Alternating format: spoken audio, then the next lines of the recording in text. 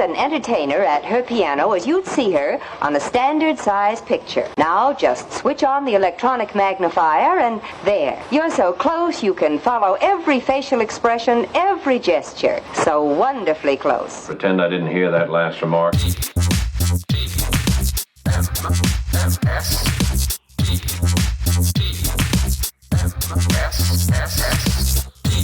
The morning stream. Looks like we missed the party.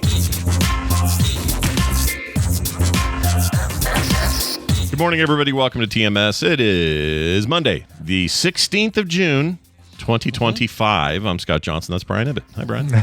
Good morning. Welcome to a new week. Yeah, man. I saw a very funny video. Speaking of Scott Fletcher, who just spoke to us moments ago. Yeah.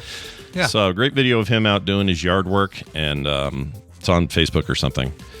And he says he does this every time he gets the chance. If there's a rake on the ground, he will walk up to it like he's got force powers and then slowly press his foot on it, and the stick will come up to his hand and then act all triumphant that he has force powers. I love that. I as soon as you said rake, I was thinking he was going to do the sideshow Bob. It's one of the great use cases of rakes ever is the sideshow really Bob is. moment. Yeah. But I think this one's safer, and it's also just proof that he's one of the ultimate dad jokers of our time. He really is. Yeah. So happy post Father's Day to all you fathers out there. Hope you're coming down from your Father's Day hangovers. Yeah. Ours was all right. We tried to go to breakfast early to our favorite place, this place called Hash Kitchen. Amazing place, just the best breakfast food. And on a normal Sunday, just no problem, Brian. You get right in. Sure. Get whatever you want. You're good all day. Brunch, lunch, whatever. Doesn't matter. You're in.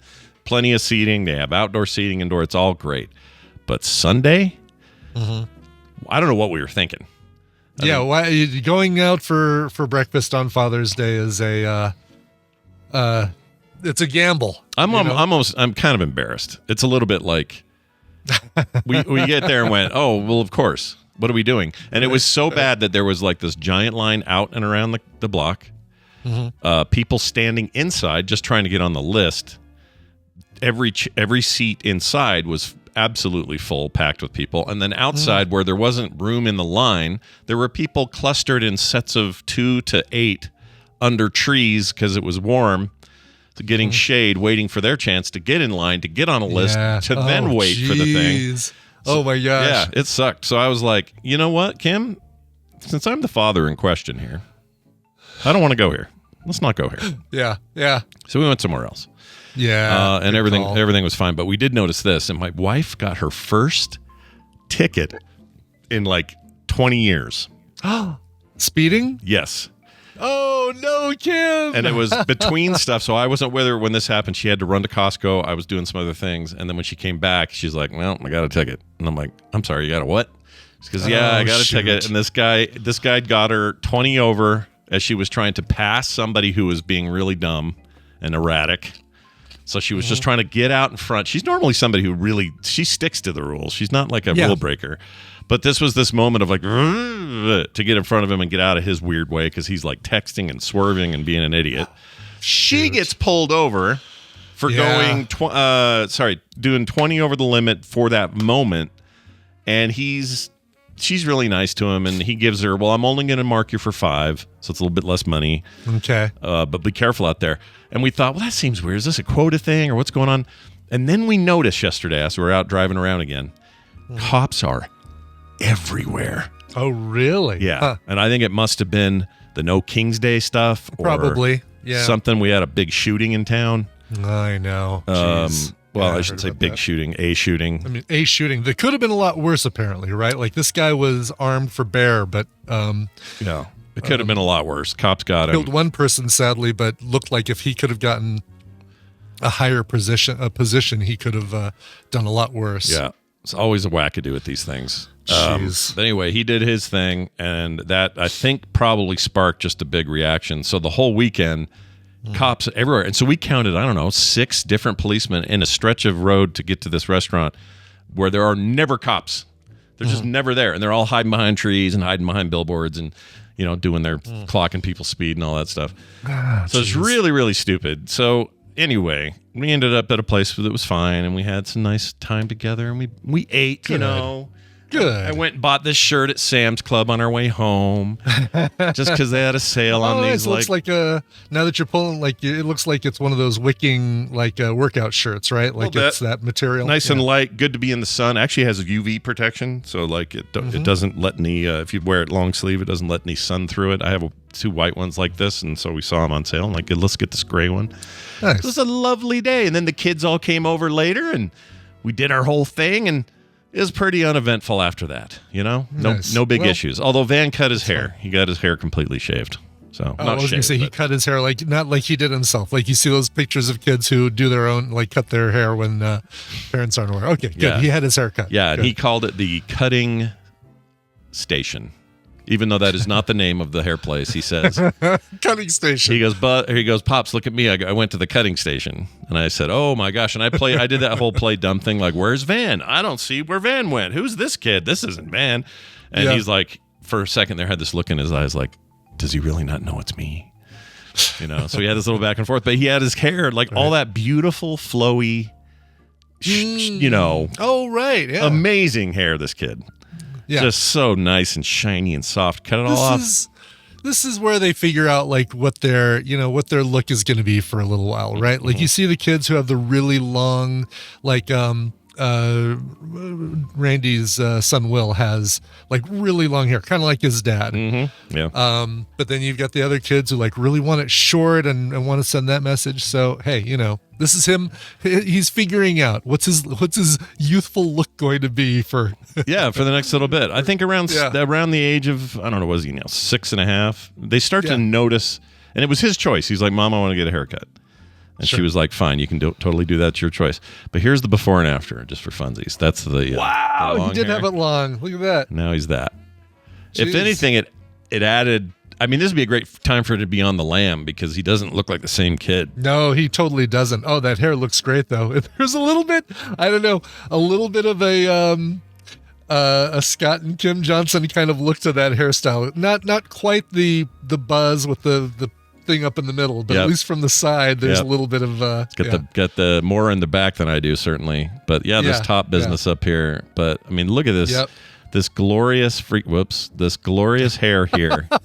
All gone, man. Gone. Oh, you're sounding so much like a grandparent. Why did you cut off all your beautiful hair? I know. It was so cute. Yeah. It's like our grandparents. Why did you have to get a tattoo and ruin all your beautiful skin? Yeah, there was a little bit of that, but it was mostly that it was cool that he got to choose, and we're happy about that. Anyway, what'd you get up to? Did you do anything fun? So Saturday did the big ride. This was a big ride, not the big ride, which is in a couple of weeks, but rode up Highway 36, along Highway 36. Big, this is some major hills, one right after another, and this is where I ended up. I'll put it in our Discord. You can share that photo. Sure. This is the top of Highway 36 overlooking the Boulder Valley. Oh, beautiful. Jeez. And that's the city of Boulder off there in the distance, and the Flatiron Mountains, and the Rockies further out there. And it's very nice. Yeah. Did you talk to these ladies? I didn't, and the one on the left is a dude. Oh, well, then look at me making assumptions. Fantastic. Well, it's hard to tell. Sure. No, I didn't talk to them at all. Although I'm kind of bummed I didn't think about it, but a lot of people had, well, I say a lot of people. I saw 4 cyclists up on the top of this hill, kind of waiting as we were resting to go back down, with just cardboard signs that they had made and put on their bikes that said "No more kings" or "No kings." I'm like, oh, I like that. I should have thought to do that since I didn't go to the protest. This is a good alternative to that.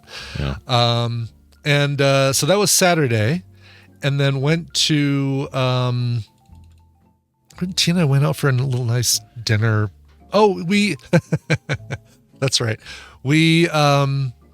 So I've got a friend, I wasn't even planning on talking about this, but I got a friend who is dealing with some major medical issues, some cancer. She's going through chemo treatment, but she's on the way periphery of my friend circle. I talked to her maybe like last time that I really talked to her was about 4 or 5 years ago. She's somebody that I talk to very occasionally. Sure. But had heard the last couple of weeks that she was going through this. And so I said, hey, Tina and I are thinking, text her, hey, Tina and I are thinking about you. Let me know if there's anything you need. We're happy to help. Yeah. Because we knew that she was in a hospital down on the far end of town. And she replied back the next day, fresh fruit. I need fresh fruit. Watermelon, kiwi, red grapes. Don't have anything here. I'm like, oh, okay, yeah, sure, absolutely. So Tina and I, we went to the store. We got some fresh fruit. She cut it all up, put it in little Tupperware things. And we drove the hour and 15 minutes down to her end of town, the other end of Denver, on the way to Castle Rock, and took him there and got to see her. And the last time we had seen her in person was during COVID. She came over. She's also one of my clients, one of my website clients. And I was thinking, Tina, I've said that, and I always mean it when I say it. When I text somebody or I call somebody or I speak to somebody and I say, hey, let me know if there's anything you need, whatever you need, do it. And I always mean it, 100%. Sure. This, I think, is the first time somebody's said, yeah, I need something, fresh fruit. Like I need, they've actually said, I need something. They gave you an actionable item. I love that. They gave you an actionable need that I was able to fulfill. Yeah, So that's great. while we were at that end of town, we went to IKEA, and we had a very specific thing in mind that we wanted to pick up. I needed some trays for the cover lab, for putting 3D prints on when they're draining and stuff like that. But you always go in there and it's like, oh yeah, I didn't know I needed that, but I need it now. And something fun. I finally, I've been trying to figure out how to display all those iPods, the different generations of iPods. Oh, right. And this is great. That's right. You're going to put them under glass or like one of those glass. Yeah. No, I found the shelf, the perfect shelf, which is going to allow me. It's even got a little, I don't know if you can see it, a little track in there. Oh, like I see. A little divot. Yeah. That's where you put the edge so it would stand up. Yeah, except I think I'm just going to ignore that little divot. Like for right now, the divot's going to work as a place to put them while I 3D print things that'll go inside that'll actually support them, and put a little cord, a cable in through the bottom so that I can have them all charged. Oh, right, because you want them running. That's right. I want them all at least the ones with screens. So that thing right there is not, you didn't print that. That's a thing you just got, right? That's the shelf I bought from IKEA for $10. Okay. And then all right. It'll perfectly hold, it's kind of a perfect size for having, for each model, there'll be a little square box. The cord will come in through the bottom, and then it'll have a back to it to support the iPod up at a certain height. I like it. You can invite people over to look at your iPod shrine, Exactly. Yes, exactly. So then Sunday, so I got up, I made, we'd already done the Father's Day stuff with Tristan on Thursday night. So for Father's Day, Tristan had to work, which is why we pushed it. Yeah. I got up in the morning. I cooked Tina pancakes on the Blackstone grill. Here's what I love about making pancakes on the Blackstone grill as opposed to making them in the house. I can make the batter and then do all 6 pancakes all at once and not have to sit there and be cooking one and trying to eat while it's hot and cooking, flip that one over, try and take another bite while it's hot. It's like, oh, it sucks. No, I can do all 6 pancakes. They're hot, flip them all off the grill, clean the grill really quick, close it up. Pancakes are still hot. Tina and I can eat together. Totally, absolutely 100% on board with that. Because normally you end up with 2 problems. One, the one you just described, and 2, when you're pouring at the thing, sometimes you leave batter, and it's like, I don't want to deal with this leftover batter. What are we going to do with it? No, man, just make all the cakes. They're all hot. The pancakes, yeah. I put some butter on the griddle first, and then sliced up banana so they caramelized on the griddle before I did the batter, and then I grouped the grouped the little banana pieces into little circle areas, and then I poured the batter on top of them so that the batter would kind of, the bananas would be inside the batter. Didn't even need syrup on those, it was so good. Should do some blueberries next time. Oh, I know. If we had them, I would have. That was we had a lot of leftover watermelon, kiwi, and red grapes from taking everything to Sarah on Saturday, and none of those would have worked in the pancakes. Sure. And then I took Tina on a mystery date. an hour and a half in the other direction, up north, past Fort Collins, to the Morning Fresh Dairy. And this is it's a dairy that has been around for such a long time. There is a one-room schoolhouse on the property where the 8 generations of family members would teach the kids and the teenagers, and like you'd have classes like all this homeschooling going on in the 1800s and early 1900s, where you had a 5-year-old and a 25-year-old in the same class. Dang, man. Yeah. That's wild. So I assume it's like amazing cheese and milks. It's amazing cheese, dairy. They Noosa yogurt. If you're familiar with Noosa yogurt, this is where they produce it. Oh, no way.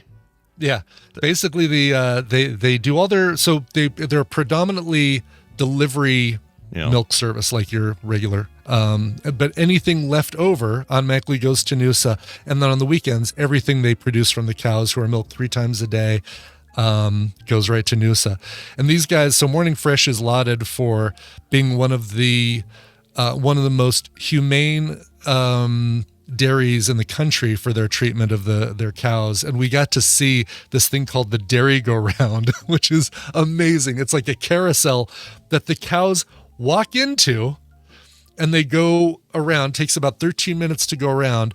The dude's underneath there, he puts the little milking things on their udders, and then they slowly go around, and then they kind of back out at the end. There's like a board that a cow, because of the way he sees, kind of sees as just like this immovable object, even though it's just kind of a hanging, like a floor mat like you'd have in your car. Yeah. They're like, oh, I'm backing out. And they back out and walk back into the field or the barn if it's hot out.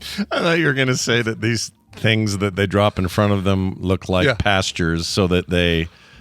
Because cows are so stupid, It's like I'm out in the wild. I'm out here looking at the beautiful pasture. Like a painting, like the Wile E. Coyote painting where he runs into it with his... Yeah, that's what I was. Sure. That's what I was imagining. But sure, it's amazing though. The Cow-rousel or dairy go round. You got to look it up online. It's really cool. And then we get to hang out with their calves. They had 6 brand new baby calves. I'll put that photo up to give you in our Discord. Sure. These are just some babies that we got to kind of hang out with, and look at them. They're cute, really sweet. Yeah, they're dumb as rocks, but cows are great. but they give great milk, and they're so delicious. Oh yes, future steak. So we right there. Yum. Exactly. So we brought back some. They have root beer milk there, and we brought some of that back, and it's really good. Tastes just like what's left after a root beer float. Ugh. Oh, I did say he sees. I meant she. Yeah, they're exactly. It's all female cows there. Yeah. And gross. What's left from a float? Oh. Like the root beer and vanilla ice cream mix. Oh my god, dude! I know. I'm in a limited category. I'm in a category of people who don't like root beer floats, and I know we're in the minority. But man, do I hate them. They gross me out. Yep. I'm glad you got it though. That's good. And then stopped off at Buc-ee's on the way home we split a brisket sandwich and some chips, and called it a day. Oh, and then we took crazy neighbor out for his birthday. We went to a really foo-foo Japanese restaurant that was all small plates and fancy. And he and I split an $83 bottle of sake. Good Lord. Yeah. Why so much? Just a nice one? Because it's a really, really nice one. It's a very smooth Ginjo or Jinjo sake. Very sharp on the front end and no aftertaste afterwards. Like it was one of the smoothest sakes I've ever had. Oh my gosh! I'll keep going. Sorry. Oh no, it was just it was his birthday, so we're like, all right, yeah, we'll split. Yeah, splurge, a little buddy splurge. That's what that is. Exactly. Speaking of drinks and their vintage, perfect timing for the wine discussion. This is an amazing transition. We're going to hear from Barry. Who has this to say about our wine discussion the other day. Hey, Scott, Brian, and Travis. On the wine references on today's show, or Tuesday's TMS, the sparkling wine cava is usually from northeast part of Spain. The Frangolino is northern Italy. And the Cerdan is from the eastern part of France. And those are typically sparkling rosés. Did not know that. Had to check that out. For the Rioja, Travis, you nailed it. That's a red wine region in Spain. Volnay is a red wine region in France, primarily Pinot Noir. And the Frazzate is a white wine from the southern Italian area. Well, that's it from your friendly neighborhood sommelier. Yeah, just in case you were wondering. Likely, it is likely that Barry's sitting there with about 15 bottles in front of him, about 4 cases inside of a velvet-lined box in his car. That man lives, breathes, eats, drinks, and survives on wine. He loves wine. He is both certified and certifiable. Yep. So. He's all those things. So anything he says about wine, I believe, I believe, and B, even when he doesn't know a thing, like the sparkling wine thing, he'll look that up and now he'll know it forever. Yeah. Go to him. He is your walking Wikipedia wine man if you guys ever need advice on the wines. And according to Kim, when she went to see their place in Chicago, that's not the end of it. There's wine everywhere. I wouldn't doubt it. I imagine he's got a whole cellar, right? Yeah, and it's supposed to be super fancy and all categorized. You can picture Barry getting all hardcore about that. It's pretty awesome. And his address is, just kidding, I'm not doing that. We're planning hopefully on a trip out there in the fall. We would have been over the summer, and then the Washington D.C. trip came about. I want to probably, if you're a listener in the Washington D.C. area, hit me up because I've got some questions about my itinerary that I'm kind of looking at and want to see what things I shouldn't miss. We want to go to the Holocaust Museum, and we want to do a bike. They have a really cool nighttime bike thing that goes around the basin and the reflecting pool. You see all the monuments, the MLK, the Lincoln Memorial, the Washington Monument, just at dusk. Oh, wow. And it looks like it's going to be amazing. So you do that on individual bikes, or is it one of those? Okay. Individual bikes. It's not like a drinking car with the pedal. Right, I know the pedal bar. Yeah. Jeez. I don't know why I pictured that. That was the first thing I thought of. All right, well, now we'll go from really, really high Fallutin taste to some Oreos. Okay, that's what we're doing. We're doing it. Yeah, look at this. Nothing wrong with that at all. I agree. We got these from Mike Pacholik. He sent me a sleeve of mild sweet Oreos. He sent Brian the same. Brian got some nice sugary ones too that he can eat at his leisure. I did, yes. But these are Korean. Cinnamon bun and strawberry cream, baby. And the reason we know they're Korean is there's Korean. There's Oreo on one side, English. The other side says the same thing in Korean, and then on the back it says this is a Korean cracker. Oreos are Korean crackers, guys. Korean crackers. Did you know that Oreo is Korean for cracker? Yeah, who would have known? Yeah, not me is the answer. This is interesting. It's got like little sleeves inside it that have 1, 2, feeling the outside, 2, 3, 4, 5, 6. Yeah, what? 8? That is odd. Why isn't it one big long? Like we're all one big sleeve here in the States. Why? We are. We're weird, a little bit weird. Anyway, the key part of this though is they are called mild sweet, which Korean sweets, Japanese sweets, typically most Asian sweets are way less sugar than here. That's how they are naturally. And I love good Asian candy is so good because I don't feel like I'm eating just like a bunch of corn syrup. They're just mildly sweetened, like kind of French pastry style where it doesn't feel overwhelmingly sweet. And so I'm thinking that's what we're going to get here, but we're going to find out together as I push a button. What's a foodie? And we give these a shot. Interesting. So looking at the sticker that says Korean cracker, it says 2 servings per container. This entire box is 2 servings, and each one of these packs is a 250 calorie serving of Oreos. Really? Which, seems crazy. Like, I wouldn't eat this many Oreos in one sitting. No. Just one of these half packs. Well, I might in the right mood, but you're right. You shouldn't. You shouldn't. Yeah, you really shouldn't. Two Oreos is a great little, target for me. Now, these are very, very traditional looking. These are just the Oreo logo on the cookie, like always. They're not the thins or anything. No, that's true. It's not even Korean. Just they're Oreo. not like, what's the opposite of double stuff? I guess half stuff. Half stuff, normal stuff. I don't know. Average stuff. Who knows what they call those? Cool. But it does look just like a regular Oreo. Now, how are these? They're not. So these aren't alternate sweeteners. It's just mild sweet, whatever that means. Yeah. This looks like the same amount of frosting in the middle. Mm-hmm. I was curious. I was going to pop it open just to see if maybe it's just the outer ring to make it look like Ugh. There's frosting, but it's like just one little squirt ring of frosting. So it looks, there we go. Yeah, nothing fancy. It looks like these are just kind of, or if you put these on a plate and said, what are these? I'd say, well, it's just Oreos, what those are. And I'm curious to see if... I would never go, these are Korean crackers. I would never do that. Right. I'm curious to see if the Oreo cookie and the filling are both half sweet. There we go. Really good sweet. point, right? Because there's sugar in both. Yeah.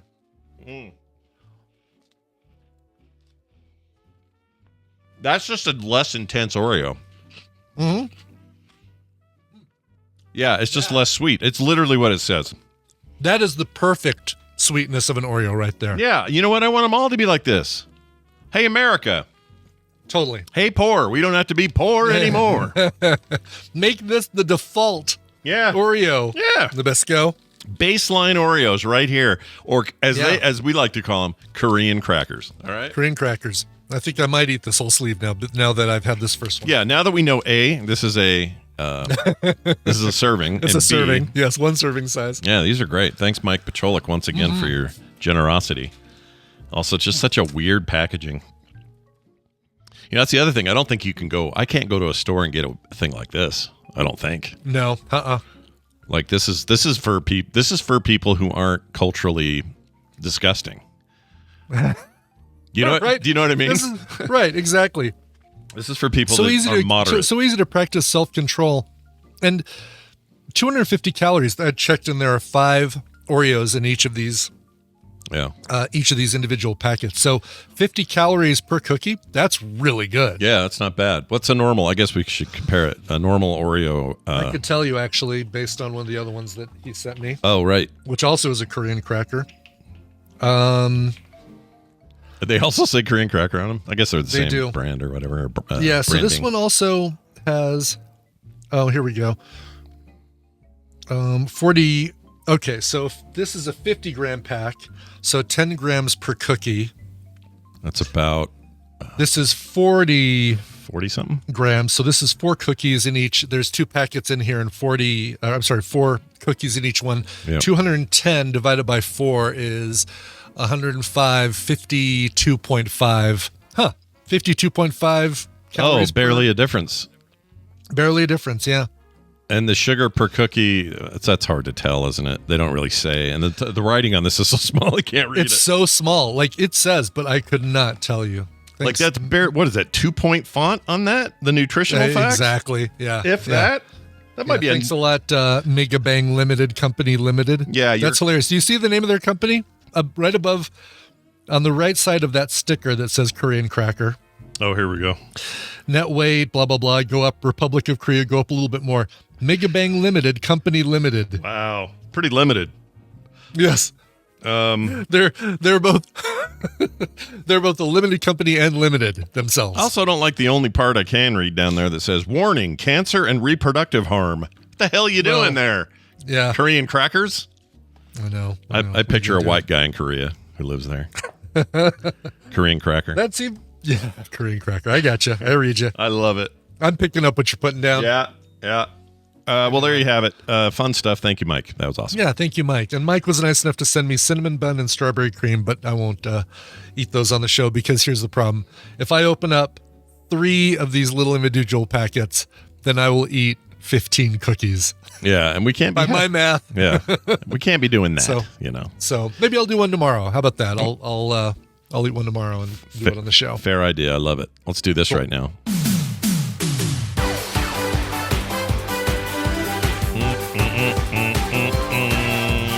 Hey, look who we have on the line with us. It's our pal Brian Dunaway, who joins us each and every Monday, usually anyway, to do a little bit of the old half-asses. What's going on, Brian? Oh, hi, Scott and Brian. What's going on, man? I don't know, man. It's Monday, man. Yeah, it's Monday. Yeah. It's Monday, man. Are you glad? The sun's out. It's humid and just I want to hide. Yeah, do you? Oh, Yeah. it is hot down there. The heat we're all having in June, that's a little hot for June everywhere.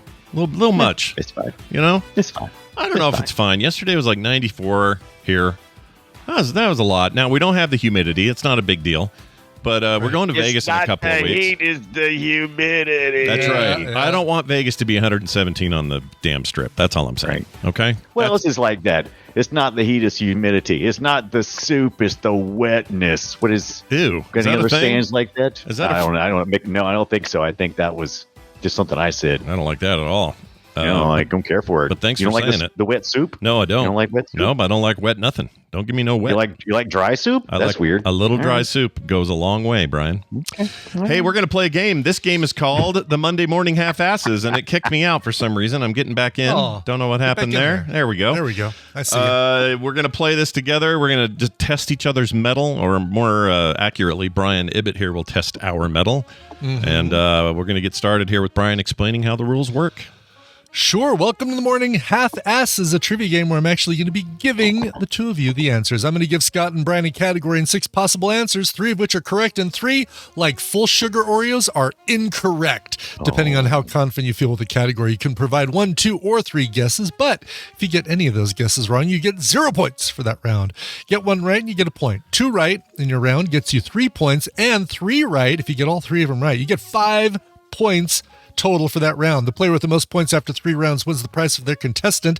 And I've pulled some contestants from members of the Tadpool that aren't able to be here live. Scott, you're playing for Tim in Ghent, Belgium. Ooh, hello, Tim. Belgium, man, Belgium. Yeah. Brian, you're playing for Brian Belmore, appropriate. Oh, that's a lot of Brians. Whitensville, Massachusetts. That's right. Brian giving questions to Brian, who's playing for Brian in Whitensville, It's an Massachusetts. all Brian episode. That's right. That's right. Hope you're ready for it. All right. Well, cool. I'm excited to play for both these people and win some shit I hope for them.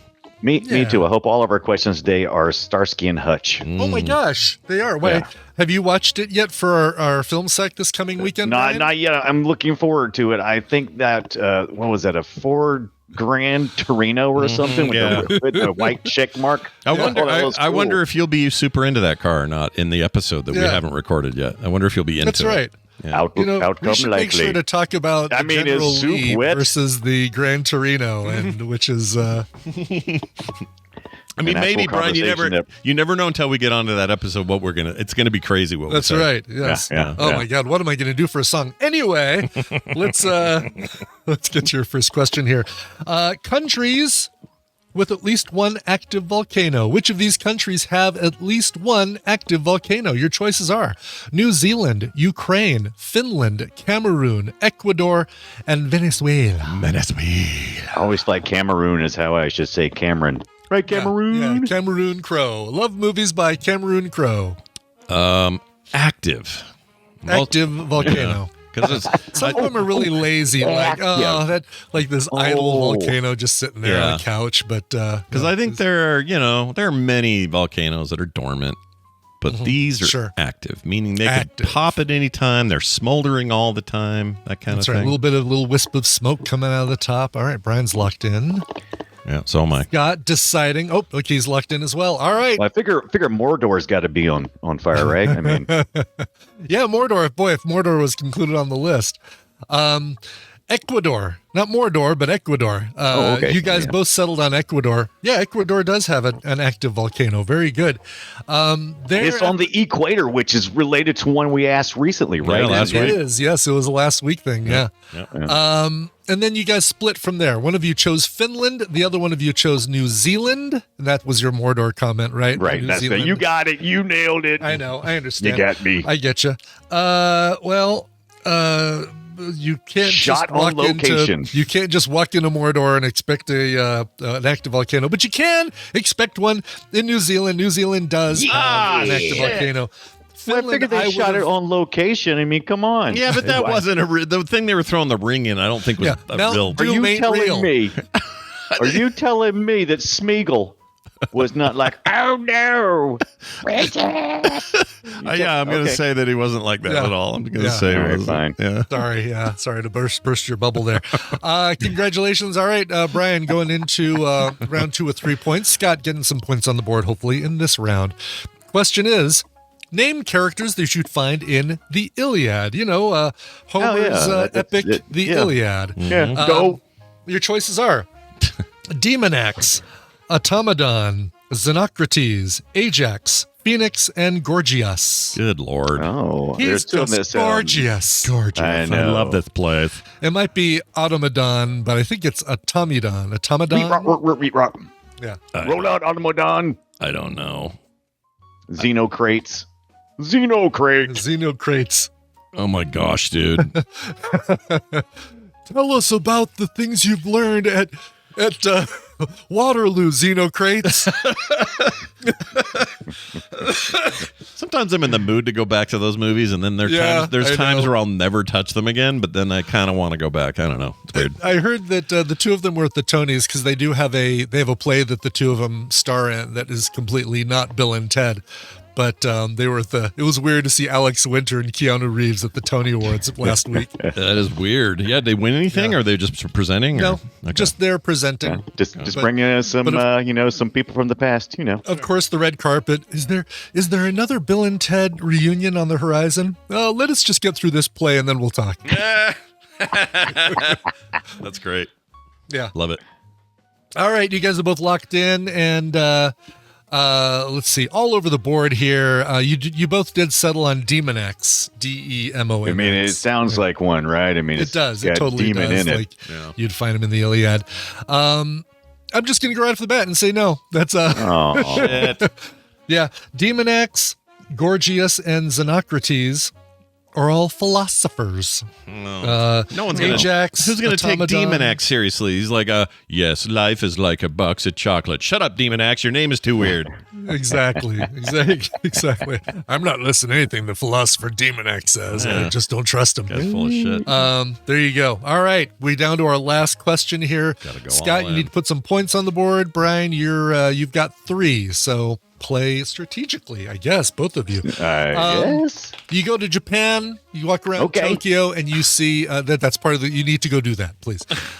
As you walk around, you see vending machines all over the place, and in them, you'll find coffee drinks. Which of these are real coffee drinks you will find in Japan? A little canned or contained coffee. Your choices are bitter, last day, BM coffee, Sprite Sparkle coffee, Depresso coffee, and Black Boss. Which of these are real coffee drinks you'll find in Japan?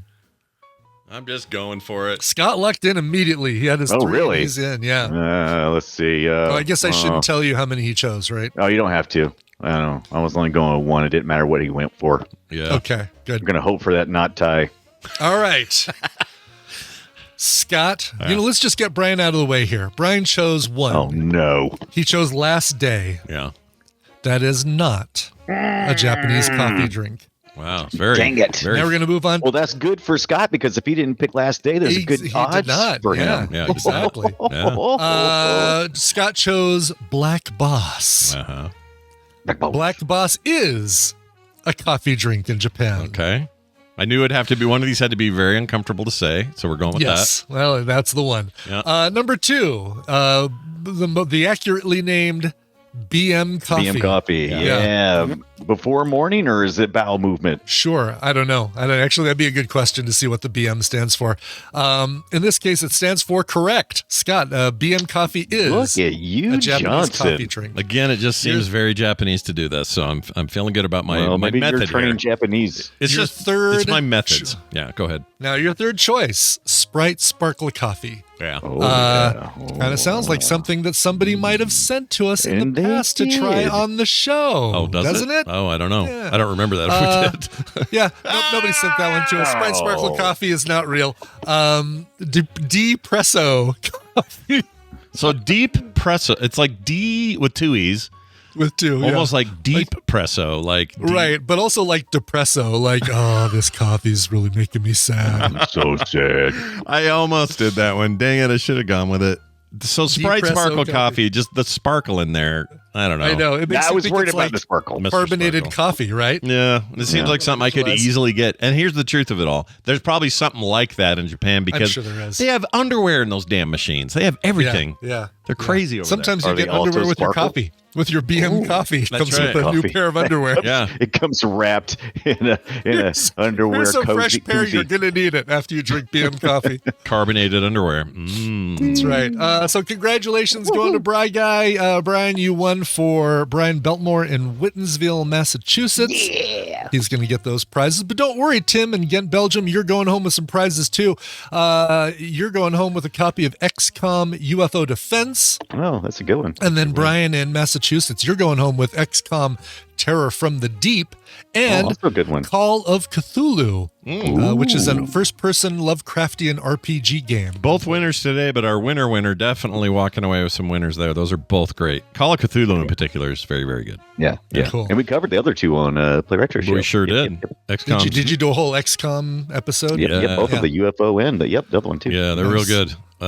Also, just a note: if you had an old Switch and at one point UFO or XCOM, whatever the new one is, XCOM 2, the Enemy Within or whatever it is, if you bought that then and went, oh, the performance on this is kind of lousy, because it was, I have great news. Just load that up on your Switch 2 if you have a Switch 2, and it runs like butter smooth now. Oh. All you had to do was wait like 5 years and a whole new console and spend $400, $500 on it, and then you could play it well. So good job. Finally. Yeah, I will tell you both. So I got that thing from Nintendo saying, hey, your time in the queue came up. It's now your chance to buy a Nintendo Switch 2.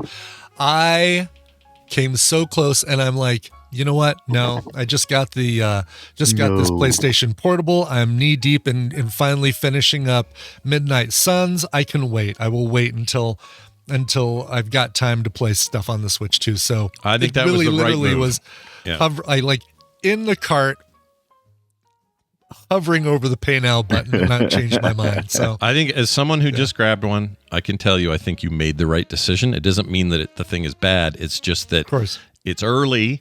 And Switch 2 only stuff optimized for that device. Yeah. There's not very much right now, and they're going to have plenty of stock this fall. I just don't think you have to rush on this thing. Yeah, there's that was the big thing. Is like I'd love to play that Mario Kart game, but for me it's not Kart. It's not the killer game of like the must. Like, oh my God, I need to play. I'm such a big Mario Kart fan. I need to play it. No, I like Mario Kart, and I'll play it if it's in front of me. But when they come out with a Zelda or a Fire Emblem 5 or 6 or whatever they're on, made specifically for the Switch 2, that's probably going to be my thing. Or an actual Mario, like a mainline Mario game. Yeah. A mainline Mario game, yeah. This is how stupid or weird I am. The number one thing I played since getting this thing is Mario Odyssey. I saw your YouTube video or your reel or something about I've beat it again. I beat it again. I played that game all the way through again, and man, that is an all-timer. It is such a great game. It's so good, and it runs so good on that device. That's cool. Anyway. Maybe a new, I could see a new Animal Crossing maybe being the thing that pulls me in, but... Oh man, I have so many. I have such a request list for what that game needs to have for me to get excited. Because I can't do it cannot be just the same again. Right, exactly. Don't just say, "Oh, here's a brand new island. Here's another Tom Nook asking you for money or for bells or whatever." They got to up their game on that. I don't know what it is. I don't know what I'm even asking for, but I know it has to be done. Right, exactly. Yeah. It's got to be innovative. You can't just repeat 2020 on me. And I don't want a first-person Animal Crossing game. No. Thank you very much. Don't go that just because it's like, well, we've got the hardware now. Let's go first person. No, they just refine your mechanics, get real deep with it. You could do some stuff. Yeah. All right. Well done, Brian Dunaway. Look, later today, you and I getting together talking about there's this place called Atlantis. People think it's not a real place, but Indiana Jones knows better, right? He knows. Yeah, and we got to find out what their fate was. Mm-hmm. Who knows what their fate is? The fate of Atlantis is really key to what we're going to do. So for Play Retro today, me and Brian Dunaway getting together about the Indiana Jones and the Fate of Atlantis, which is an old point-and-click adventure game that is honestly still kind of fantastic. I played a bunch this week. It's real good. It's great. So I've heard from so many people this past week this being their favorite game, and I almost went to see The Last Crusade, which is at a theater currently in a couple of towns. Yeah, right up the road. That'd be almost fun to see back in theaters. Yeah. What's that about? Are they doing the whole trilogy? Anniversary. I say trilogy. I guess there's 5. Yeah. But yeah, that's interesting. There's only 4 in my book. Yeah. There's really, in some ways, there's only 3. Yeah. Actually, only 3. You know what? There is only 3. 1, 2, and 3. F the skull one and F this new one. You haven't even seen the new one. I'm scared to see it, Brian. I'm scared. I like the new one. I think you'd like it. You know what? They Phoebe Waller-Bridge she elevates it so much, and it makes me kind of want a little bit of a spin-off or something. A little bit of a, yeah. I do like her, so yeah. I think you'll like this, and the de-aging, Harrison Ford de-aging is really not bad in it. It's surprisingly good. I mean, I'll still put 1, 2, and 3 ahead of it, quality-wise, but I still think it's so far head and shoulders above number 4 that. Head and shoulders. Head and shoulders. I'll probably go. So my guess is at the end my list will be 1, 3, 2, 5, and then 4 will be way off. Yeah, I'll barely be able to see it. It'll be like clipping in the distance. It'll be. Number 4 will be way off in the distance in a refrigerator that's bouncing on the ground that you can walk away from. Yeah. Piece of shit movie. Hated it. I think that's the agreed upon order. 1, 3, 2, 5. Yeah, long that's pause, that's 4. long pause. Let that time tick away between 4 and 5. But we're going to do this awesome game later today. So get your LucasArts on. We're going to have some fun. Scum Engine, right? If I have that correct. That's one way to do it. Yeah, it is one way to play it. Anyway, that's me, Dunaway, Play Retro today at frogpants.tv live at 4 p.m. Mountain Time. Be there, and if you're a patron of that show, you can stick around and watch some watch along of some 80s bad cartoon. We haven't decided what yet. We don't know if we'll do more Silverhawks or something else. I don't know what we're doing. Tally Hawk. Tally Hawk, everybody. Tally Hawk. Brian Dunaway. Tally Hawk. I would like you to kiss our butts. Wow. He really did it. He really did kiss our butts. Like, I heard the kissing of the butt. Damn, dude. All right. Well, let's take a break. When we come back from this break, we will have Bobby here. We're talking science. Yes, that's right. Science with Bobby. And if you didn't think that was enough, well, we got a mashup later. It's a classic, as well as some other stuff. So stick around after Brian plays a song. Yeah, let's get to some rock. This is a band called Disciples of Verity. And maybe you haven't heard of the band, but you've certainly heard of the lead singer. He's a guy named Corey Glover, and you know him as the lead singer of the band Living Color. Cult of Personality and all that. Yeah. They've got a brand new single. It's called Break the Cycle. We're going to hear it right now. It's a preview from their sophomore album Nexus, which comes out later this year. Here are Disciples of Verity and Break the Cycle. Date for the prom. Well, hello. Yes, indeed we do. Hey, listen, you can pretend you're a 747, but that bird still ain't gonna fly.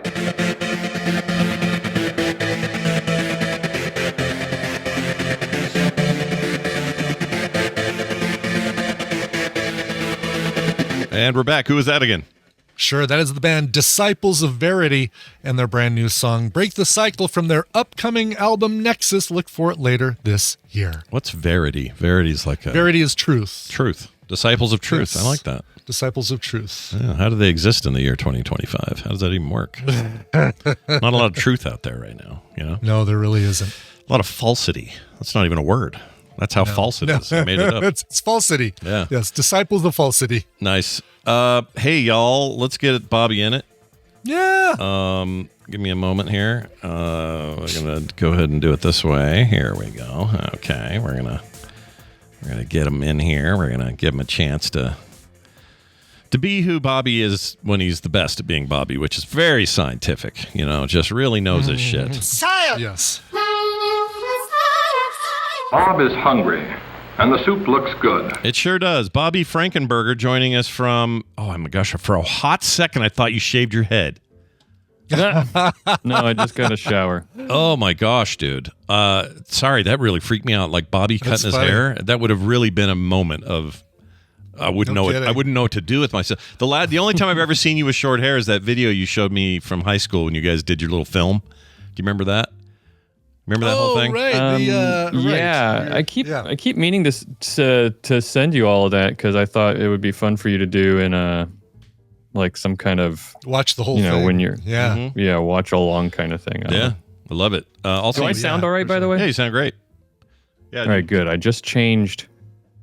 I got a new mixer, and I was hoping I set it up right. Oh, I think you did. I didn't even notice a big difference. And also, your office, you rearranged the place. You're in a different position, I believe. Or you just pointed the camera at a different angle. I have I just changed the way the desks were facing, so there's a lot of other things you can see, like the 3D printer back there. Show off your AMS and your 3D printer. Okay, great. What are you making over there? You got anything cool in the works, or is it just sitting there to idle? Not right now. I'm probably the next thing I'll probably print is some storage for those filament spools you see back there. Yeah. Oh, cool. I know. Half of what you print for your 3D printer is stuff for your 3D printer. So far, that's exactly right. I have heard that from multiple people before. That's so much of what you use it for. I saw like a thing that someone made on Reddit somewhere or something like that. That was like how you level up as a 3D printer, and like level 1 would be, getting yourself a 3D printer. Level 2, or like level 1 was like browsing Amazon for 3D printers, and level 2 is getting all this kind of stuff. And one of the levels in there was spending a bunch of time printing upgrades to your 3D printer. Yeah, that's great. Yeah. There's some science already we're getting from you. Well, Bobby, it's good to have you here, man. Change of perspective and change of mixer notwithstanding, there's some science in the world that we have to talk about. You do a science podcast, so you're always thinking of this stuff. But what did you bring us today? Yeah, I have a couple of things, little things. I was I spent the morning. I did the thing that I usually tell myself not to do as a podcaster, which is the morning before I'm going to do something, change all of my tech. Yeah. So it took a bunch of time, and then the kids wanted to go to the pool, so I took them to the neighborhood pool for an hour or something before. But I do have some things back from news from last week, and also just some things that were happening. RFK Jr. is changing everything about vaccines. Yeah. You heard things about that? I have a little bit. Jeez. I always, when I hear stuff, I found out something yesterday and then I did a deep dive on it because I didn't know what it was.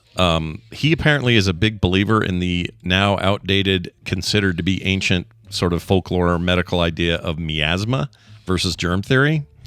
And I'd never heard of that, but I am not surprised. Yeah, I'd never heard of this miasma thing. So I went, instead of just going, you freaking witch doctor bullshit, I just said, well, let me go look at what it is.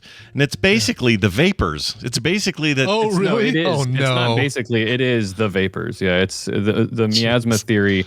It was before we figured out how it was the theory before germ theory, basically. Yeah, the one that's now been debunked and replaced with germ theory, which has, where it's not like we made it up and went, there's a new thing. Sorry, miasma fans. It didn't work that way. We actually discovered ourselves out of it. And now it's go back to that is like saying, literally, it's this. It's the breath of frogs from downwind at the swamp have come up to us. The corrupt frog breath.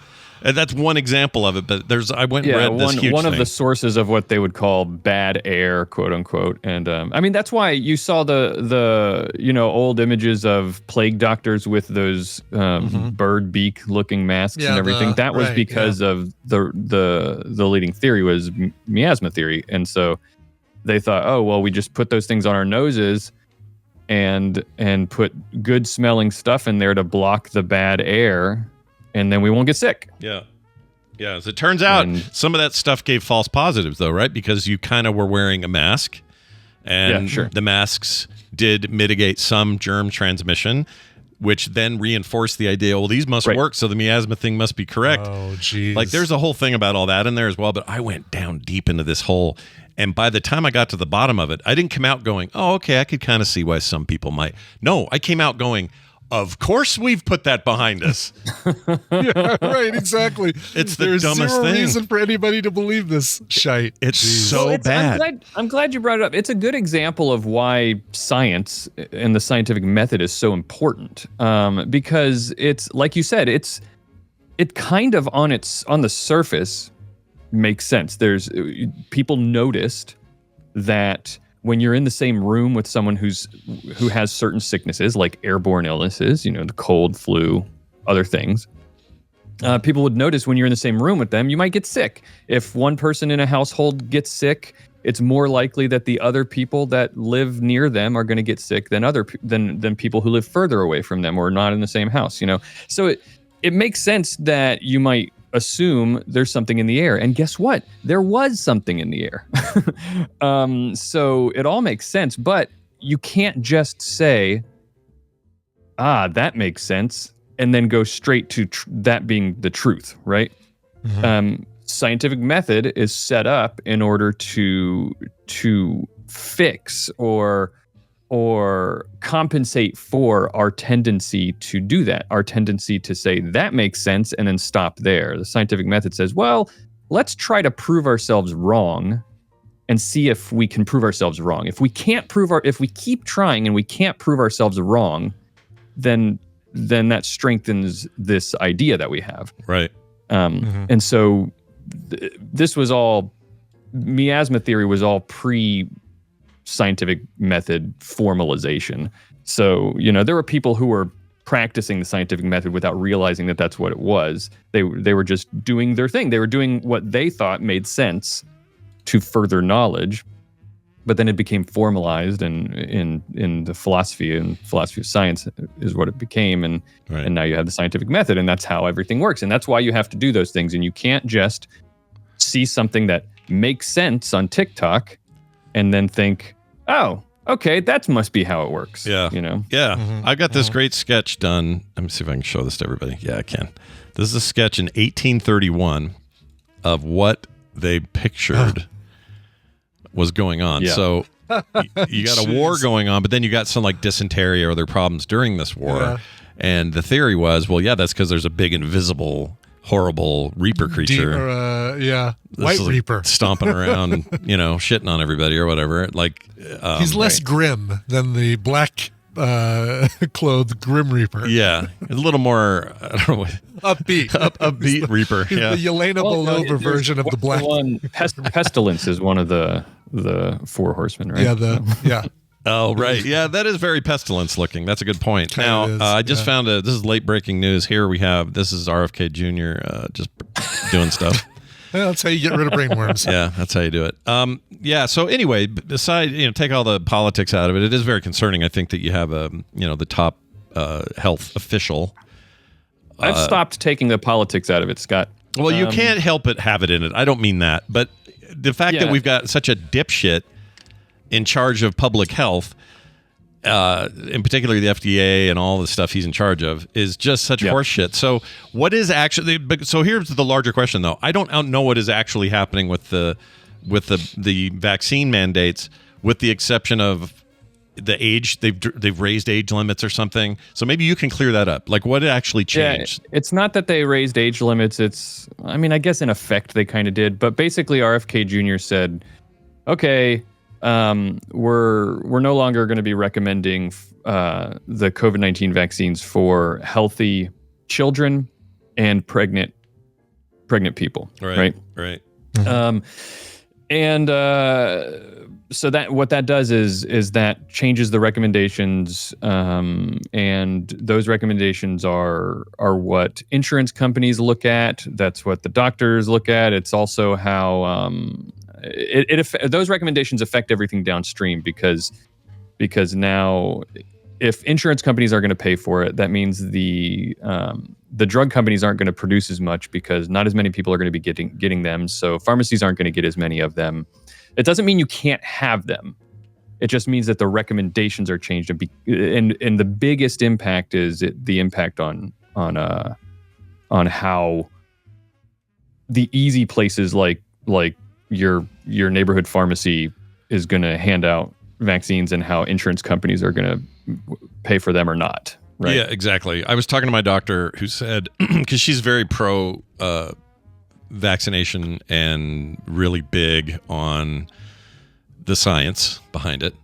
Yeah. And is very studied on it and all of that. And I said, so these recommendations coming through, what does that mean for you? And she says, very little. I'm going to tell people to get vaccinated. Right. I'm going to have to be a little more strategic about where they go and how they get it and how to make sure it doesn't ding them in some ridiculous way on their insurance and cause other fallout effects in their insurance plan. But she says, other than that, though, these recommendations are stupid. That's what she said. Yeah, unfortunately, we have providers out there who are doing that kind of thing. But your neighborhood pharmacy, which they can administer vaccines as well. It's a little bit harder for them because it's most of the people that are coming in. They're advertising like, come in and get your COVID-19 vaccine for $30, and they're not. That's not how much they're selling it to you for. That's how much they're assuming that it will be after insurance. Right. So they can't say those things if insurance is going to stop paying for it, and so it just gets if you're there. So the children and healthy children and pregnant people should absolutely be getting vaccines. Whatever. That the big thing is, to me, is not that change. That is a big deal. I'm not saying that's not a big deal, but I think the bigger thing that worries me about this whole thing is how that came about. It wasn't so the typical process for this whole thing is you have a panel called the ACIP, or the Advisory Committee on Immunization Practices. It's a committee that is part of the CDC. It's got people that are appointed by the administration. And what their job is 17 individuals, and their job is to look at the data, look at the research, and make these recommendations. First thing that happened was, so there was a whole timeline, a whole series of things that happened. And one of the first things that happened was RFK Jr. decided, I'm just going to change the recommendations. I'm not going to go through the ACIP on this. So that's a problem, right? By itself, sure. Just the willingness, bypassing the checks and balances, and yeah, exactly, because that committee is very important. It's a panel of 17 experts, supposed to be, and the willingness to just bypass that is very troubling, because it's RFK Jr. saying, I know it's best, and I'm just going to do what I think is best. And not only is that troubling for anybody to do, but especially a vaccine skeptic. That's a very generous way of describing him. A person who doesn't believe that vaccines are safe, and someone who he's a conspiracy theorist, especially a medical conspiracy theorist, and so it's dangerous for someone like that to be doing that. So that's the first thing that happened. Then there was a back and forth argument with some people on the ACIP, that committee, and then one of the leaders of the committee, there's a couple of leaders, and one of them quit, said, "I'm done. I'm out of here." Yeah, don't blame her. And then that was in the news. She basically was saying the current climate, the current way things are going, makes it impossible for me to do the job that I'm here to do. So I'm done. I can't do this anymore. Then it caused a lot of hard to blame him, by the way. Hard to blame her.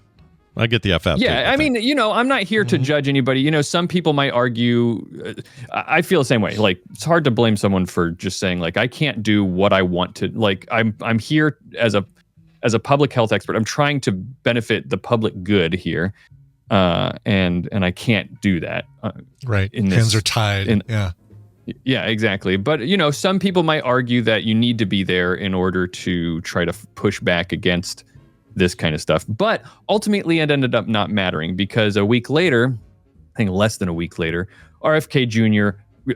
Got rid of all 17 committee members. He just ousted the whole thing. Ousted him and appointed his own people, right? That was the deal?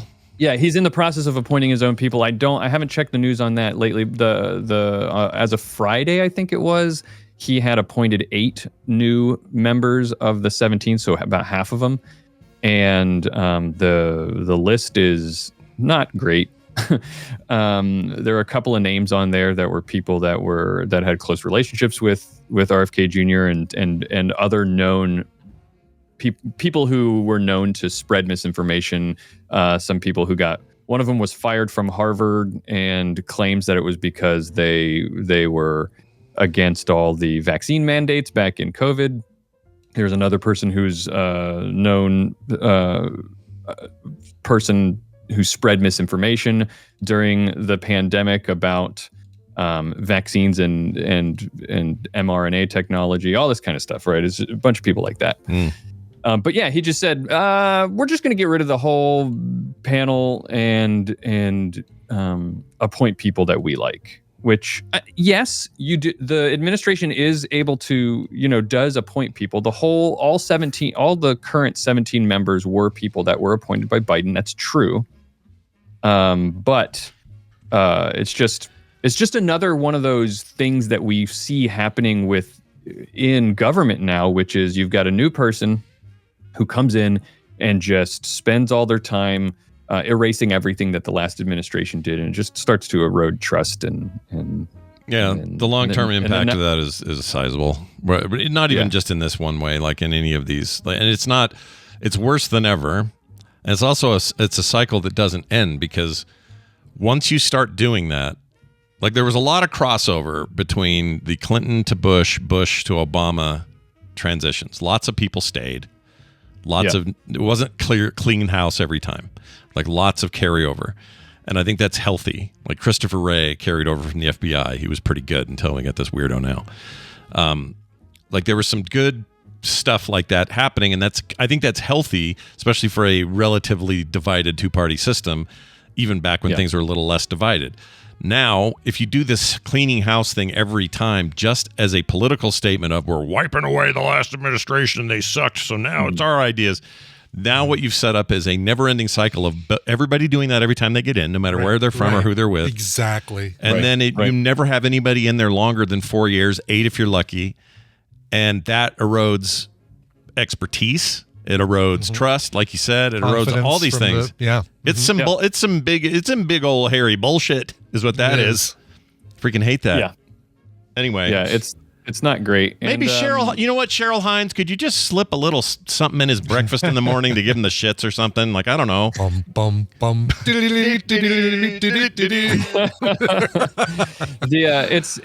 It's all just RFK Jr. is just turning out to be not everyone. It was everyone knew that he was a bad choice, right? And I say not everyone because obviously not everyone, but he's a spite choice. The ones that chose him, it's a spite choice. They didn't choose him for his expertise.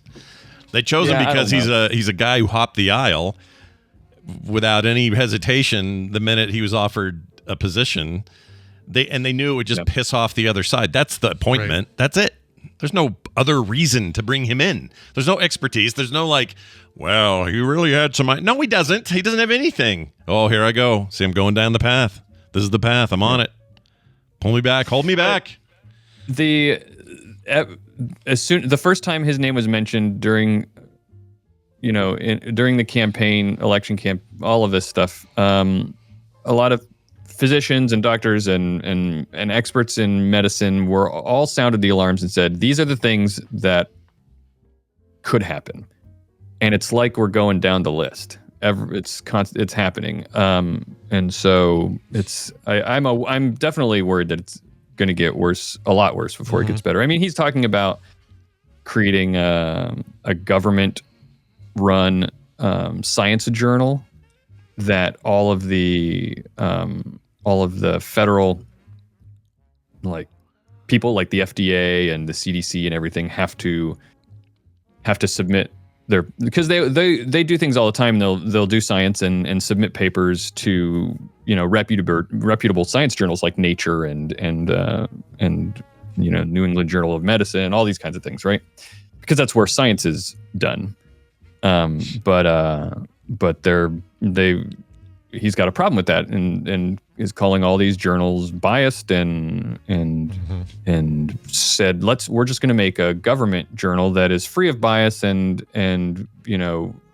that's the definition of bias. The one place controls the information. Also, I was told these people are against big government and expansion of government and government telling us how to do shit. Whatever, you bunch of buttholes, you dicks. Sorry, go ahead. That's but yeah, you're right. It is bias. It's more troubling than that is it means the government's going to be in charge of what's true and what's not, quote unquote true and what's not, because they get to the editorial board of a journal decides what gets published and what doesn't, right? Yeah.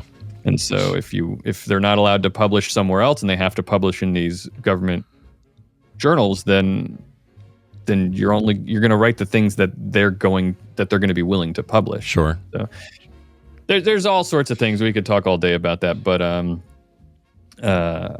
I've been trying to get it off my chest, writing about it on like Patreon posts and everything, but then I accidentally let it all leak right here. Spilled the beans. Yeah, right. That's all right. They'll clean up that popcorn in the lobby. It's frustrating, right? Oh, it's super frustrating. The whole thing freaking sucks. Like I was hanging out with the littles all weekend, and every once in a while, a thought come in my head, and I go, I don't want their health care in the hands of this wackadoo. I don't. This Muppet, this freaking weirdo, wormhead weirdo. Like, come on now. Seriously, Cheryl Hines, if you're listening. All right, just you can do something. I'm not saying kill the guy. Please, no. Just sicken him. Just sicken him. Just slow him down a little bit. Yeah, I mean, I know he already a guy. Oh, go ahead. Go ahead. No, I'll say this real quick. I'm taking charge. Back to the miasma thing for real quick. The guy swims in polluted water on purpose. Oh, but he believes in the miasma theory. Mm-hmm. Isn't he swimming in miasma in his his definition of it? Kind of, yeah. I don't understand that. Like, okay, I try not to get inside the head of people. Well, you can't. There's a worm blocking your way getting in there. Exactly. There's plenty of room in there if there just wasn't a worm. Yeah, the worm's hanging out in the front. A dead worm. A dead worm blocking the front door. Anyway, speaking of brains, I do have a bright bit of news. That I talked about on my daily science brief podcast that I've been doing science news every day about some AI that was used for good that made it so that a man with ALS was able to speak virtually instantaneously using AI. They had he has ALS, he can't speak. And what they did was they stuck 256 electrodes into the part of his brain that controls facial muscles. So this is an interesting and kind of innovative approach to this, right? Instead of trying to just think of words and trying to get a computer to read your thoughts, which there have been plenty of brain-computer interfaces that have been trying to do that, and they operate on like a couple-second delay, which is hard to hold a conversation with a couple-second delay, right? Yeah. It can be. I mean, it's still kind of a great leap, but it's not. It's still great. Practical. It's fantastic. Yeah, absolutely. Yeah. Just a couple. I mean, we do it all the time with lag. Yeah. Yeah, if we've got bad lag on one of our things, we can get away with it, but it's not fun. Not easy. Yeah, not easy in a conversation. But it's hard to interject and interrupt and all that kind of stuff and have a natural flowing conversation face to face, right? And so these scientists at UC Davis, they took a different approach and said, let's instead read the part of the brain that controls facial muscles and get this person instead of thinking of the words, think about saying the words, like try to say the word, even though you can't, try to say the words. And they were hoping that what that would do is it would activate the part of the brain that would try to get, importantly, this was a person who used to be able to talk. Right. So those connections, they're that part of the brain that controls the facial muscles to make the mouth movements for speech are still intact. It still works. Mm-hmm. It's not that it's intact. It's just those parts of the brain did develop. So, and then they were reading that part of the brain while he was trying, quote unquote, to say the words, and it recorded the brain activity. He was reading phrases that they had pre-written, and then they trained AI with that information, and then live plugged them into this AI that was trained on that data, and it was able to talk with a 25 millisecond delay only. Now, the way they describe this, there's a quote from Stravinsky, the lead scientist on this, says, quote, with instantaneous voice synthesis, the neuroprosthesis users will be able to be more included in the conversations. For example, they can interrupt, and people are less likely to interrupt them. So suddenly they have the power to say, no, that's not what I meant, or what, however we do it in real time with people that we just talked to and we take this for granted. He can do that. He can say, I need some milk, and they're like, okay, I'll go get you some water. No, I said milk, like interrupt or whatever. It's a bad example, but I think that says it all right there. That's a conversation. That's human interaction. And they trained the AI voice with recordings of his own voice. from back when he could talk. So it sounded like him, which is important for having your own audio feedback and feeling like you're part of it and like you're actually doing something. They got him to sing. He was able to sing. Wow. Damn. And he was even able to make like non pre-written and just like verbal noises like ew and and stuff like that. Mm-hmm. So all kinds of stuff. That's pretty It's cool. awesome. Yeah, I got a distant. Well, my wife's cousin has ALS, and it'd be really nice if you had some of this stuff. You know, like. Yeah. Hopefully they're able to get it out and to be able to help more than just this one person. You know, that's the hope, of course, is that it'll be able to help anybody with ALS when they get to that point. I reached out to Dr. Tolbert, asked him if this was also considered an ostomy. We've been talking about artificial holes we make, and he replied that it's an otomy. Yeah, he says technically yes, but we call it a craniostomy because you put it in your cranium there. See? Right, and it stays put. Yeah, there's a little bit of science for you there, Bobby. Yeah, thanks. You're welcome. Stick that in your science hole. Yeah, put that in your science hole. I can give it and take it. You sure can. Right? Yeah. You sure can. Well, this is interesting stuff. This and so much more can be found on that daily show as well as your weekly show. Why don't you tell folks where they can find all of it? Yeah, so right now, of course, I'm pushing really hard. Daily science brief, 10-minute show every day. Well, 3 days a week right now, Tuesday, Wednesday, and Thursday. And we'll be working up to 5 days a week. And it's just four quick science news items in under 10 minutes and get your day started with knowing what's going on in science. And and then also all around science, of course, that I've been doing every week with my co-host Maura. We just did an episode, and Brian, I want you to listen to it. Oh, really? Okay. Right. Because I know does it debunk that you, something that I... It's an episode I've been wanting to do for a long time, and I've actually wanted to. I've avoided talking about it on this show because I'm really worried. I don't like people sounding or thinking that I'm telling them that they're doing things that they shouldn't be doing. But it's a show about chiropractic, right? Oh yeah, sure. And I know that you see a chiropractor occasionally. I don't actually. No. Oh, you don't? I thought you did. No. I went once. And then I read up, and I'm like, "This is so debunked." Like Tina still good. goes, so you're already I'll play ahead. I'll play the episode for her. But no, I just found out this last weekend about lactose intolerance being bunk as well, and we'll have to talk about that on a future thing. It is bunk. Oh yeah, it's bunk. That. Yeah, what happens? And then I'll do the brief thing that dairies that produce, and somebody may correct me or fill in the blanks on this, but as I understand it, as it was explained to me this last weekend at Morning Fresh Dairy, dairies that use a high temperature flash pasteurization process, like hit the milk with 250 degrees for like a second, and what that does is it kills viruses and bacteria and bad things in the milk, but it also kills lactate, which is what you need to be able to digest lactose. So if you're not getting lactate, then you're not able to digest lactose and you have your problems. You need the tate and the toast. You need the tate, exactly. You need the tate to digest the tote. Got it. The toast. Got it. But if you drink, I wouldn't recommend raw, straight out of the udder milk, but if you drink milk that's heated at a lower temperature to kill the viruses and the bacteria, it takes a little bit longer, which is why high manufacturing dairies don't do it. Then it keeps the lactate in there, which helps you digest the lactose. Now, is it true? I mean, let's the information came from a dairy that's pushing their milk, obviously. So take it in the context that it comes from. But I want to do some more research on this and find out how much of this is true. You could also try some stuff, their stuff, and see if you get all farty. Yeah, which I did, and I didn't get all farty. Like we sampled a bunch of their different milks there at the place. Yeah, and I did not get all farty. And Tina, we're in a car for a good 2 hours after that together. Yeah, she would hate that.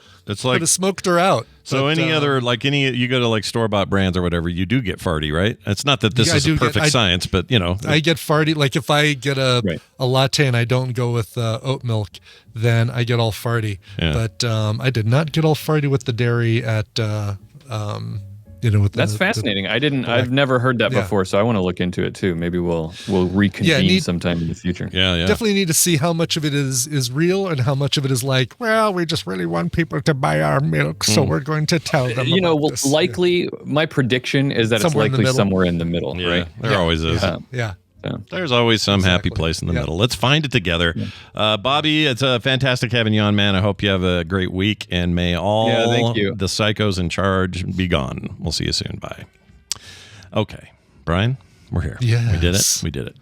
Yes, we done doed it. Look at this chat. This is the picture I sent Tolbert, but that's what you'd have to have put in your head. That's a cranioloscopy. Wild. Yeah. Ostomy. Craniostomy. Rather. There you go. Yeah. And then that's that guy looking at the thing. Does it worry me that the company is BlackRock? Wait a minute. Wasn't there a video game? Oh no, never mind. It's Black Mesa. Never mind. Okay. Oh yeah, Black Mesa. All right. We're okay. We're all right. Are those those USB 1.0 slots on that? What is that? I don't know if I trust whatever that is. But those are switches, it looks like, because one's in the up position, the other one's in the down position, but the other connection might be USB-C. Yeah, it probably is. Carry a lot of data. Yeah. That's cool. All right. Well done. Thank you, Bobby. Real quick, we got a phone call about MASH and Loretta Swit's passing. Ooh. Oh, yeah. All that stuff. Let's check it out, what he has to say. You guys were talking. Oh, by the way, it's AI because he chose to be, not because I did it. Josie said, man, he sounds great. Yeah, these are people doing this on purpose. This is not me doing it. So just so you know. It's their choice, and you have that same choice when you call in as well. Exactly. Well, it's you writing in. But if you want your thing written in to be converted to AI voice, so you have a voice on the show, have no problem doing it.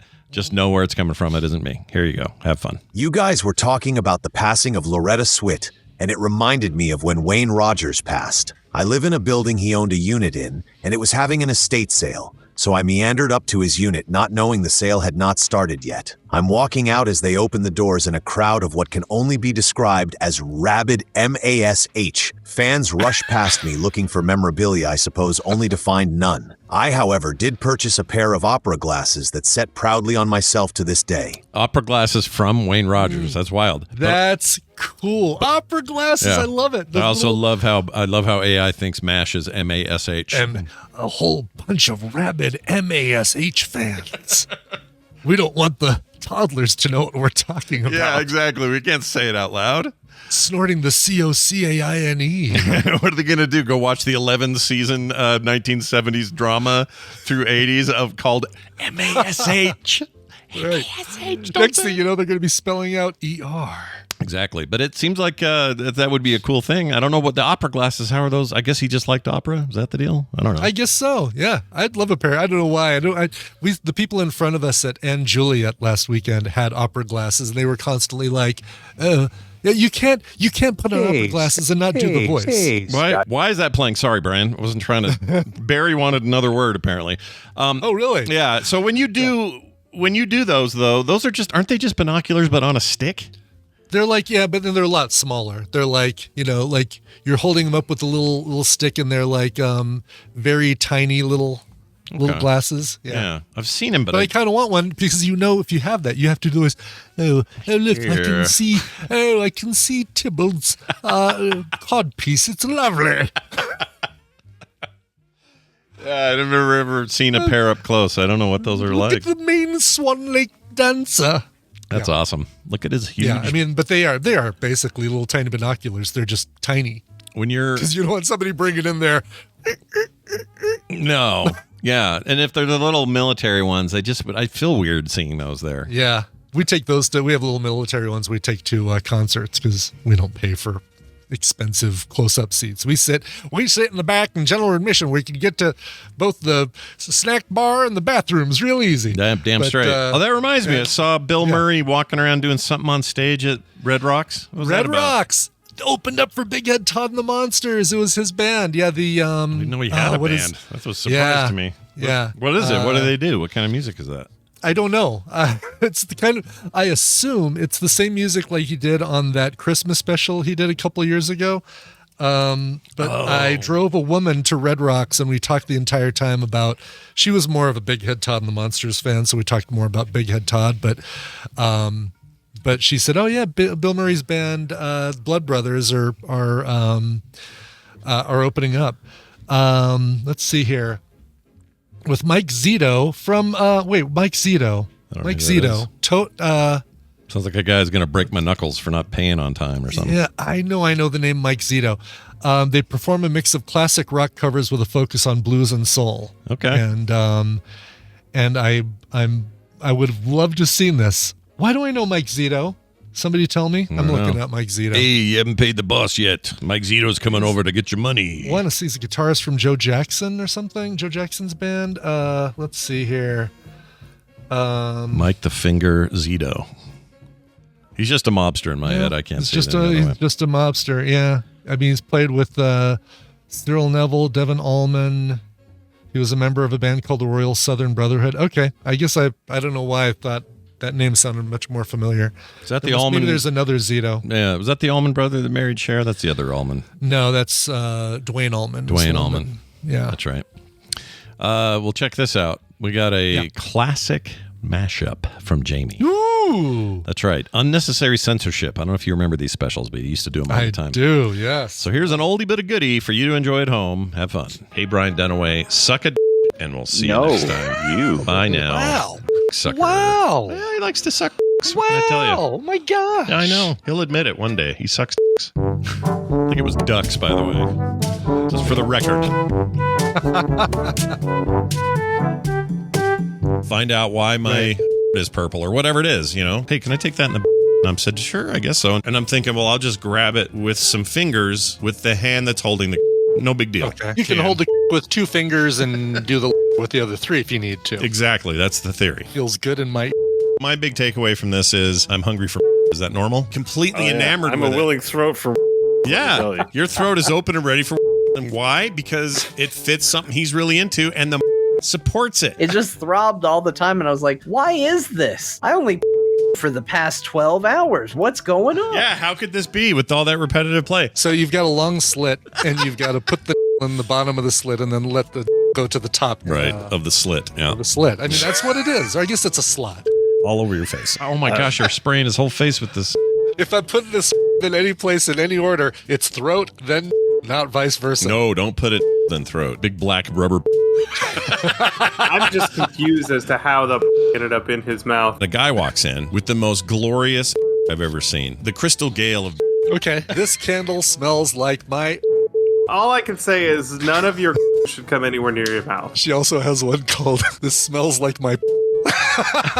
And then I thought, well, I haven't done that since then. I have not put mouth to in that amount of time. Walks down the street with his cane and his huge and then listens to your show. His giant. Make an argument for any positivity about getting a in your throat. Right, exactly. But even people who love do you really want one in your mouth? Which is annoying, because if you're going to have a cool you better pull it out once in a while. She also with too many teeth. Like there was teeth involved in the there's just too much mouth open and like not lips pressed. Like if you took a can and opened it and you put the can up around your that's just what it felt like. Oh, that's a terrible description. Yeah, it's going to haunt me. Seems illegal. we got some guest appearances from our pals John and Bo there. That was fantastic. Yes, a little core. I heard a little Bill in there as well. Yeah, never not enough Bill or something like that. Something like that, yes. All right, you guys, we got stuff today happening. Thank you, Jamie, for that, by the way. We got Monday show today at 1, Play Retro at 4, and I think that's the programming of Monday. All right, that's it. We got a Greg Street next week, but tomorrow's pretty normal. Tuesday with us, me and Brian. I don't know what else is going on tomorrow. But today is all that really matters. What's right in front of you is the Monday show at 1, Play Retro at 4. Yeah. And there's a daily music headlines, of course, out this morning that talks about Bono and his recent interview with Zane Lowe. Talks about Neza and she refused to do, or Neza, refused to do the national anthem at a game, a Detroit game. No. Oh, I'm butchering this whole article, aren't I? This singer named Neza performed the U.S. national anthem at a Dodgers game, even though she was told to sing in English. And some fallout from that. What'd she do it in Spanish? She did in Spanish, yeah. Oh, and then called out ICE raids and support for immigrants, and the Hart sisters want Trump to stop using their song Barracuda. So all this and more on Daily Music Headlines. They should. He should stop. They should. Yeah, that song's awesome. He deserves. What is it even? What is it? It doesn't even. It's got no meaning for him. Nothing for him, exactly. Plus, it's about a dickhead in the music industry rather than a dickhead in the White House. I guess dickhead works generally, so maybe it's okay. Yeah, exactly. I don't like when he uses YMCA. He shouldn't be using that. It's a gay anthem. What are they doing? I know. How are the Village people okay with this? And he's always doing this when he does it. Right. Which, that looks a little like something's going on. Either brain floss or he's using a pair of, what were those? Shake weights. Yep. couple of wieners in his hand. A couple of shake weights, yeah. All right, we'll check that out. DailyMusicHeadlines.com for details. That's going to do it for us. Let's get out of here. Frogpants.com/TMS for all your needs. Brian, let's go with a song. What do you got? Well, we're not done with Jamie yet. Jamie wrote in to say, "Good day, Skibbity and Blorbo," according to ChatGPT. That's a brain rot word. I'll have to take its word on that. "Holy momentous milestone, Batman. As of June 15th, 2025, I am officially divorced. It's been a long, arduous, tiresome 2 years, but I have also seen incredible growth, both as a father to my 2 amazing children and as a partner in a very healthy relationship. I asked the cover master to find me a good cover of the song Dog Days Are Over, which describes my situation so perfectly. Barring that, I have no doubts you'll find something equally suitable. As always, love the show immensely, as well as your faces and every one of the Tadpool's faces. You guys are my second family. Love, the newly divorced father of 2, Jamie. P.S. Scott, play the Red House commercial bit if you have it handy. I haven't heard that in forever. I don't know if I have the whole. I'm sure I have the whole thing, but I may have a clip. Let's see. Do you have a clip of Red House? At the Red House. Rhett and Link before they That's right. did their other thing. Here it is. I think. Is it downloaded? Can't we all just get along? Richard, a.k.a. Big Head. To people's white. Here we go. I'm black and I love the Red House. I'm white and I love the Red House. I'm a black woman and I love the Red House. I am white and the Red House is for me. At the Red House. There you go. Little piece. It's great. Excellent. Anyway, all right, let's get to this cover. He wanted to hear a cover of Florence and the Machine's Dog Days Are Over. Such a great song. This cover came out in 2019, and it's by Den Sultan from an album called Aviary Takes. Now, I don't know what aviaries have to do with dog days, but I feel like that's, kind of a misappropriation of the term. Here's Den Sultan and Dog Days Are Over. Hey, you. Yeah, you. Go to frogpants.com. I'm amazed and I'm not phased. Sorry. Ferguson, Herman.